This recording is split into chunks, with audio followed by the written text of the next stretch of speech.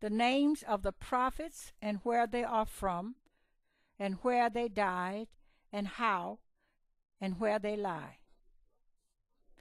Beginning with Isaiah.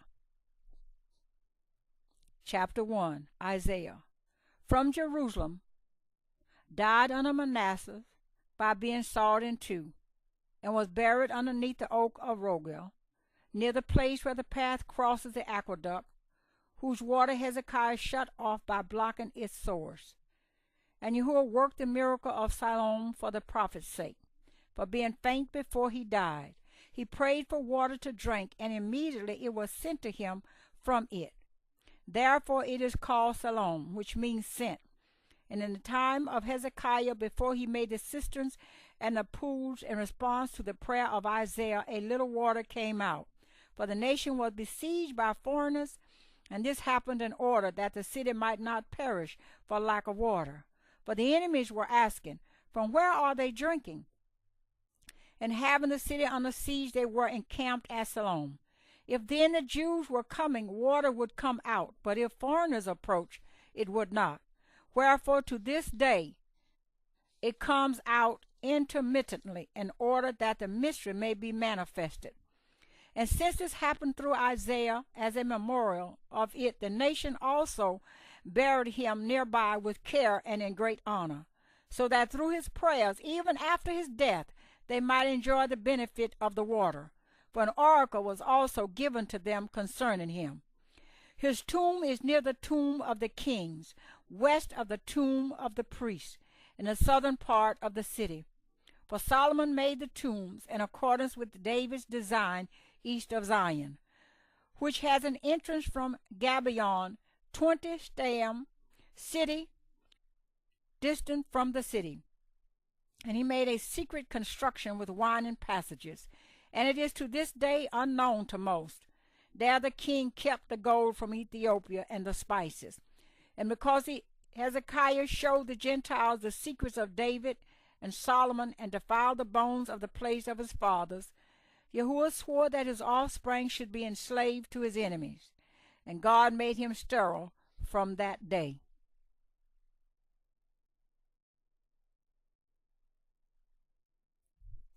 And Jeremiah chapter 2. Jeremiah was from Anathoth, and he died in Taphnath of Egypt, having been stoned by his people. He was buried in the environs of Pharaoh's palace, because the Egyptians held him in high esteem, having been benefited through him. For he prayed, and the asps left them, and the monsters of the waters, which the Egyptians call Nephoth, and the Greeks crocodiles. And those who are God's faithful pray at the place to this very day. And taking the dust of the place, they heal asps' bites. And we have heard from the children of Antigonus and Ptolemy, old men, that Alexander the Macedonian, after standing at the prophet's grave and witnessing his mysteries, transferred his remains to Alexandria, and placed them in a circle around the city with due honor. And the whole race of asps was kept from the land, and from the river likewise the crocodiles. And to the same end he introduced the snakes, which are called Argoliah, which means snake fighters, which he brought from Argos of the Peloponnesus, whence they are also called Argoliah, that is, fortunate ones from Argos, for everything fortunate they call Liah. This Jeremiah gave a sign to the priests of Egypt, that it was decreed that their idols would be taken and collapsed through a Savior, a child born of a virgin in a manger. Wherefore even to this day they revere a virgin giving birth, and placing an infant in a manger they worship. And when Ptolemy the king inquired about the cause, they said, it is an ancestral mystery delivered to our fathers by a holy prophet. And we are to await, he says, the consummation of his mystery. This prophet before the capture of the temple, seized the ark of the law and the things in it, and made them to be swallowed up in a rock. And to those standing by he said, The Lord has gone away from Zion into heaven, and will come again in power. And this will be for you a sign of his coming, when all the Gentiles worship a piece of wood. And he said, This ark no one is going to bring out except Aaron, and none of the priests or prophets will any longer open the tablets in it except Moses, God's chosen one. And in the resurrection the ark will be the first to be resurrected, and will come out of the rock and be placed on Mount Sinai. And all the saints will be gathered to it there as they await the Lord, and flee from the enemy who wishes to destroy them. In the rock with his finger he set as a seal the name of Yahuwah. And the impression was like a carving made with iron, and a cloud covered the name. And no one knows the place, nor is able to read the name to this day, and to the consummation. And the rock in the wilderness, where the ark was at first, between the two mountains on which Moses and Aaron lie. And at night there is a cloud like fire, just like the ancient one, for the glory of Yahuwah will never cease from his law. And Yahuwah bestowed this favor upon Jeremiah, that he might himself perform the completion of his mystery, so that he might become a partner of Moses. And they are together to this day. Ezekiel chapter 3. Ezekiel. This man was from the land of Arara, of the priests, and he died in the land of the Chaldeans during the captivity, after having prophesied many things to those in Judea. The ruler of the people Israel killed him there as he was being reproved by him concerning the worship of idols. And they buried him in the field of Mear, in the grave of Shem and Arpachshad, ancestors of Abraham. And the tomb is a double cave, for Abraham also made Sarah's tomb in Hebron like it. It is called double, because there is a twisting passage and an upper room, which is hidden from the ground floor, and it is hung over the ground level in the cliff. The prophet gave a portent to the people, so that they should pay attention to the river Sheba. When it failed, they should set their hope in the skip which desolates to the end of the earth, and when it flooded, in the return to Jerusalem. For the saint also lived there, and many used to congregate to him. And once, when there was a multitude with him, the Chaldeans were afraid that they would rebel, and came up against them to destroy them. And he made the water stop, so that they might escape by getting to the other side. And those of the enemies who dared to pursue were drowned. Through prayer he furnished them of his own accord with an abundant supply of fish. And for many who were at the point of dying, he entreated that life should come from God. When the people was being destroyed by its enemies, he went to the enemy leaders, and terrified by the prodigies they ceased. He used to say this to them, Are we lost? Has our hope perished? And in the wonder of the dead bones, he persuaded them that there is hope for Israel, both here and in the coming age. While he was there, he used to show the people of Israel what was happening in Jerusalem and in the temple.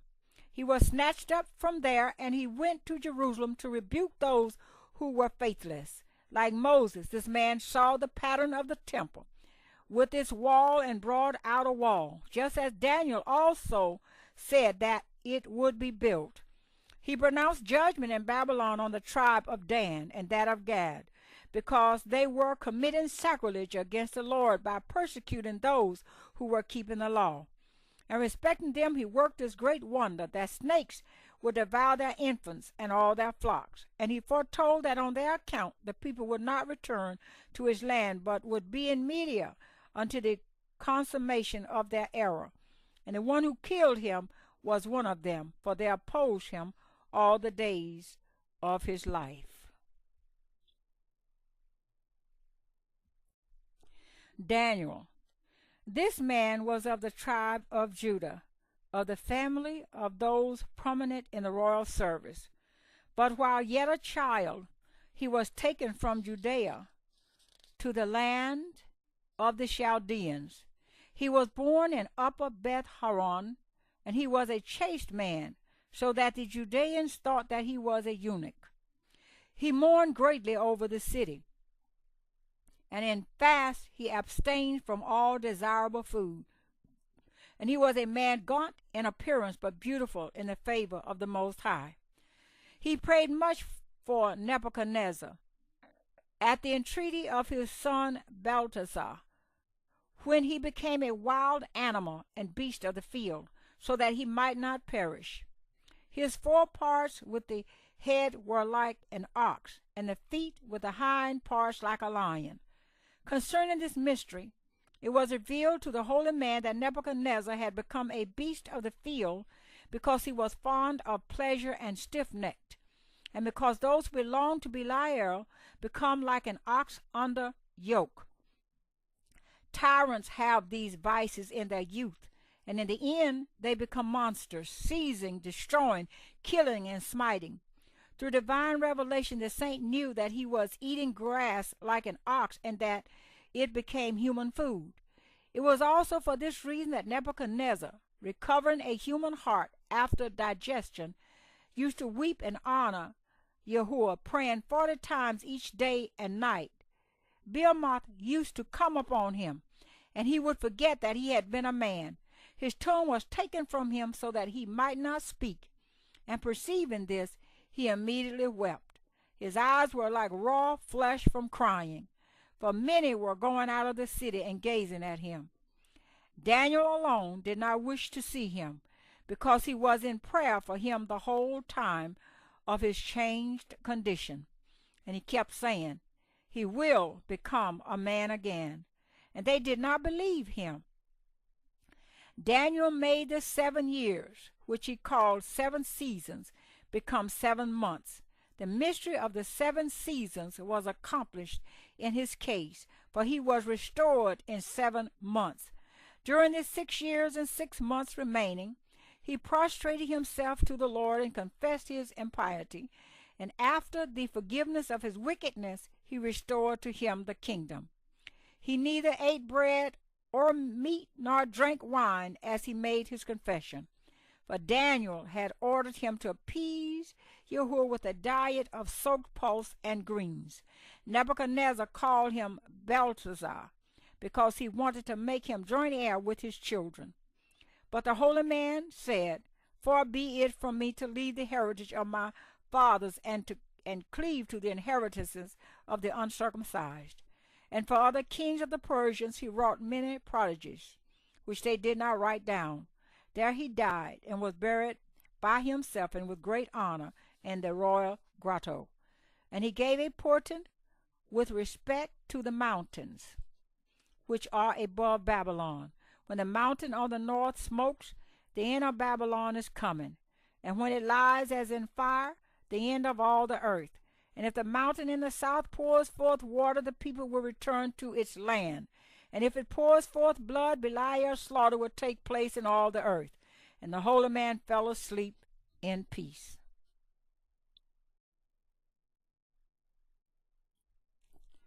Hosea, chapter 5. Hosea.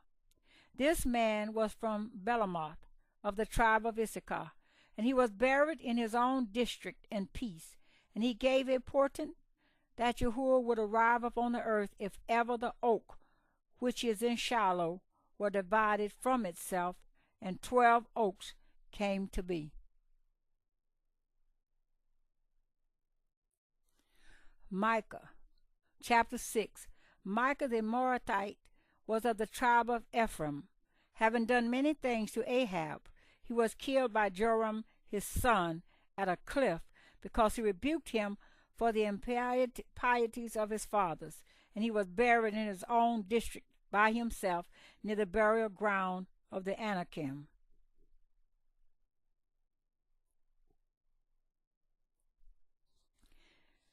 Amos, chapter 7. Amos was from Tekoa, And when Amaziah had tortured him sorely, at last his son also killed him with a club by striking him on the temple. And while he was still breathing, he went to his own district. And after some days he died and was buried there.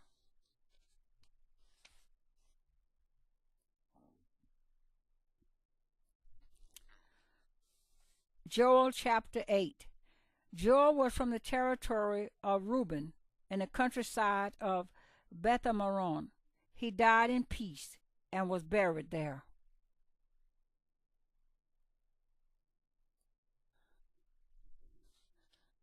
Obadiah chapter 9. Obadiah was from the district of Shechem, of the countryside of Beth-Lehem. This man was a disciple of Elijah, and endured much because of him, and escaped with his life. This was the third captain of 50 whom Elijah spared, and with whom he went down to Ahaziah. After these events he left the service of the king and prophesied, and he died and was buried with his fathers. Jonah chapter 10. Jonah was from the district of Carithmoth, near the Greek city of Azotus, by the sea. And when he had been cast forth by the sea monster, and had gone away to Nineveh, and had returned, he did not remain in his district, but taking his mother along, he sojourned in Sour, a territory inhabited by foreign nations. For he said, So shall I remove my reproach, for I spoke falsely in prophesying against the great city of Nineveh. At that time Elijah was rebuking the house of Ahab, and when he had invoked famine upon the land, he fled. And he went and found the widow with her son, for he could not stay with uncircumcised people, and he blessed her. And when her son died, Yahuwah raised him again from the dead through Elijah, for he wanted to show him that it is not possible to run away from God. And after the famine he arose and went into the land of Judah. And when his mother died along the way, he buried her near Deborah's oak. And after sojourning in the land of Sarar, he died and was buried in the cave of Kenaz, who became judge of one tribe in the days of the anarchy. And he gave a portent concerning Jerusalem and the whole land, that whenever they should see a stone crying out piteously, the end was at hand. And whenever they should see all the Gentiles in Jerusalem, the entire city would be razed to the ground.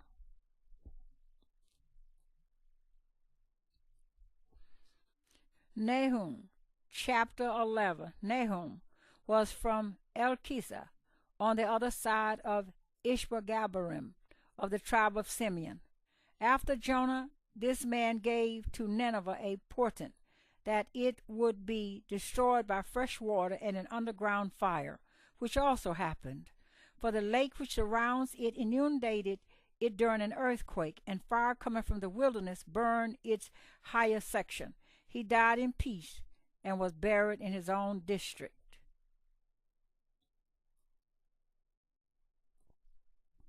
Habakkuk chapter 12. Habakkuk was of the tribe of Simeon, from the countryside of Beth-Zokah. Before the captivity he had a vision concerning the conquest of Jerusalem, and he mourned greatly. And when Nebuchadnezzar entered Jerusalem, he fled to Astrakhan, and later sojourned in the land of Ishmael. When the Chaldeans turned back, and the remnant that was in Jerusalem went to Egypt, he was living in his own district, and ministering to those who were harvesting his field. When he took the food, he prophesied to his own family, saying, I am going to a far country, and I will come quickly. But if I delay, take food to the harvesters. And when he had gone to Babylon and given the meal to Daniel, he approached the harvesters as they were eating, and told no one what had happened. He understood that the people would soon return from Babylon, and he died 2 years before the return, and he was buried alone in his own field. He gave a portent to those in Judea, that they would see a light in the temple, and so perceive the glory of the temple. And concerning the end of the temple he predicted, by a western nation it will happen. at that time, he said, the curtain of Debar will be torn into small pieces, and the capitals of the two pillars will be taken away, and no one will know where they are, and they will be carried away by angels into the wilderness, where the tent of witness was set up in the beginning. And by means of them, Yahuwah will be recognized at the end, for they will illuminate those who are being pursued by the serpent in the darkness as from the beginning.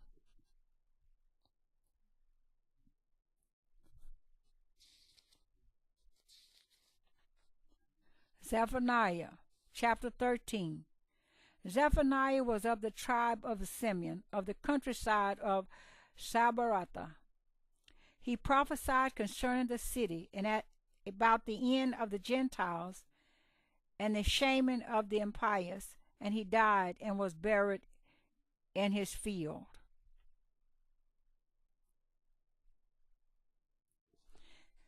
Haggai chapter 14.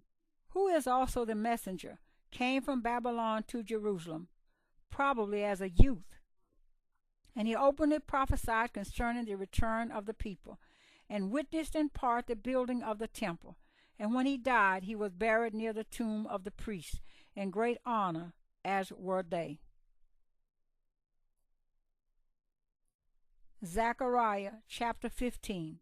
Zechariah came from Chaldea, when he was already well advanced in years, and there he prophesied many things to the people, and gave portents as proof. This man told Josedek that he would beget a son, and that he should serve as priest in Jerusalem. He also pronounced a blessing upon Shealtiel at the birth of his son, and named him Zerubbabel. And concerning Cyprus he gave a portent of his victory, and prophesied regarding the service which he was to perform for Jerusalem, and he blessed him greatly. His prophesying in Jerusalem was based on his visions about the end of the Gentiles, Israel, the temple, the laziness of prophets and priests, and he set forth a twofold judgment. And he died when he had attained a great age, and when he expired, he was buried near Haggai.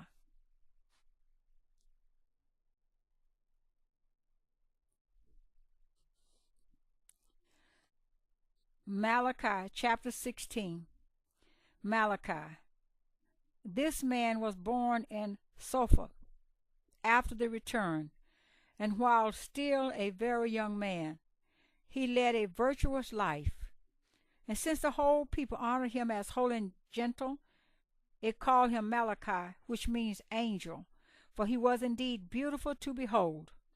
Moreover, whatever he himself said in prophecy, on the same day an angel of Yahuwah appeared and repeated it, as happened also in the days of the anarchy, as written in Sophotim, that is, in the book of Judges. And while he was still a young man, he was added to his fathers in his own field.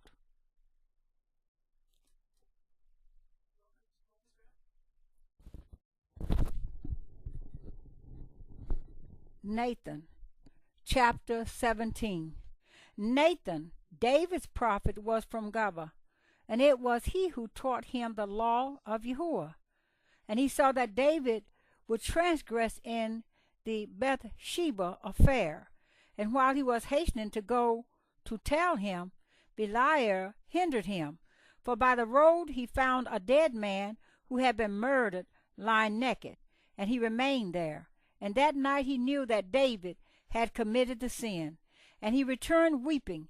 And when David killed her husband, Yahuwah sent him to rebuke him. And when he had grown very old, he died and was buried in his own district.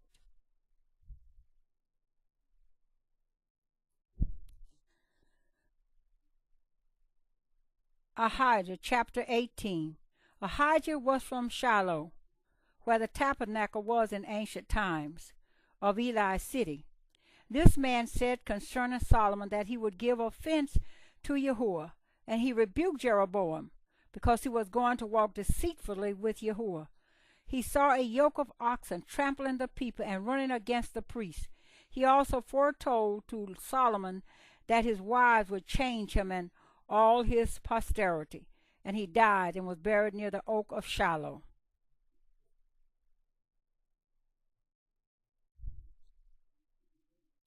Chapter 19, Joab. Joab was from Samarim. This is the one whom the lion attacked, and he died, when he rebuked Jeroboam over the calves, and he was buried in Bethel near the false prophet who deceived him.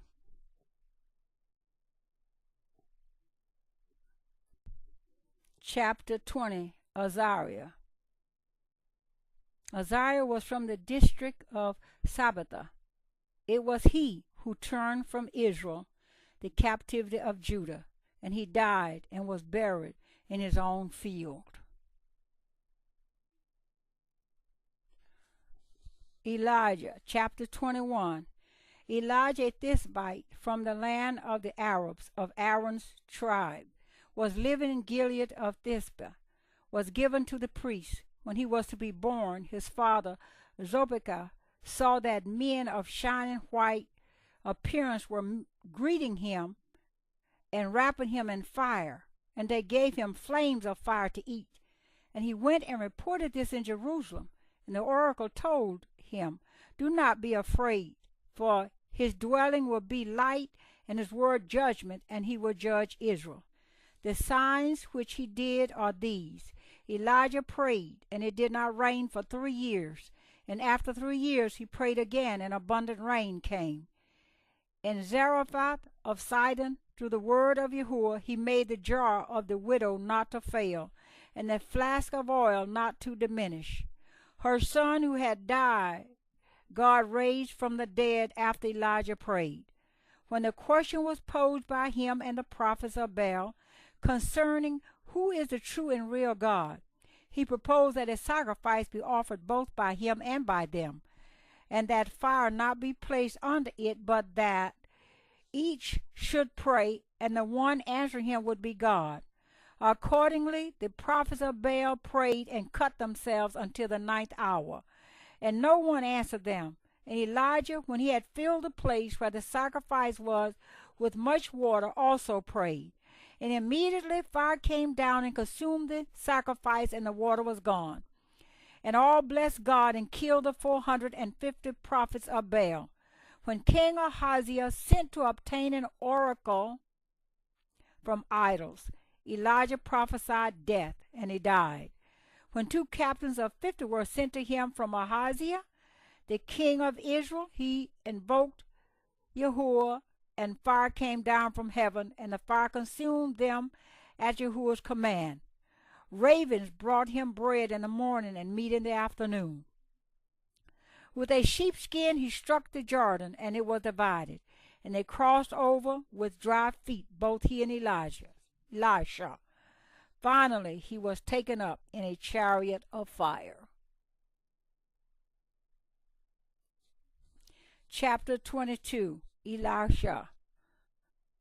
Elisha was from Abel-Meholah in the land of Reuben. And a marvel occurred concerning this man. For when he was born in Gilgal, the golden calf bellowed shrilly, so that it was heard in Jerusalem. And the priest declared through the Urim that a prophet had been born to Israel who would destroy their carved images and molten idols. And when he died, he was buried in Samaria. The signs which he did are these: he too struck the Jordan with Elijah's sheepskin, and the water was divided, and he too passed over with dry feet. The water in Jericho was foul and sterile. And hearing this from the city's residents, he invoked Yahuwah, and he said, "I am healing this water, and no longer will death and sterility issue from it." And the water has remained healed to this day. When children treated him disrespectfully, he cursed them, and 2 bears came out and tore to pieces 42 of them. The wife of a prophet who had died was being pestered by creditors and was unable to pay. She came to Elisha, and he commanded her to gather new vessels, as many as she could, and to pour the jar containing very little oil into them until the vessels were full. And she did this and filled the vessels, and repaid her creditors, and she had the surplus for the subsistence of her children. He went to Shunem and stayed with a certain woman. She was not able to bear a child, but earnestly desired to have one. He prayed and made her able to conceive and give birth. Then when the child died, he prayed again and raised it from the dead. He went to Gilgal and was brought before the sons of the prophets. And when the food was boiled, and a deadly herb was boiled with the food, and they were all on the brink of danger, he made the food harmless and sweet. When the sons of the prophets were felling trees by the Jordan, the axe head fell off and sank. And Elisha prayed, made the axe head float to the surface. Through him Naaman the Syrian was cleansed of leprosy. When his servant named Gehazi went to Naaman secretly against his wishes and asked for silver, and later upon returning denied it, Elisha rebuked and cursed him, and he became a leper. When the king of Syria was making war against Israel, he protected the king of Israel by announcing to him the plans of the enemy. When the king of Syria learned this, he sent a force to bring the prophet, but he prayed and made them to be struck with blindness.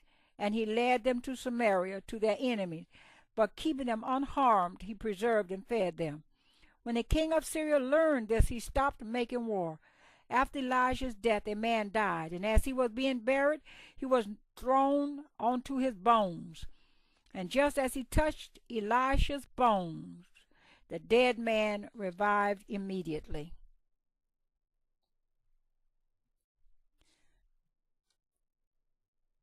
Chapter 23. Zechariah, son of Jehoiada. Zechariah was from Jerusalem, son of Jehoiada the priest, and Joash the king of Judah killed him near the altar. And the house of David poured out his blood in front of the Elam. And the priest took him and buried him with his father. From that time visible portents occurred in the temple, and the priests were not able to see a vision of angels of God, or to give oracles from the Debar, or to inquire by the ephod, or to answer the people through Urim as formerly. Conclusion. Chapter 24. And other prophets became hidden, whose names are contained in their genealogies in the books of the names of Israel, for the whole race of Israel are enrolled by name.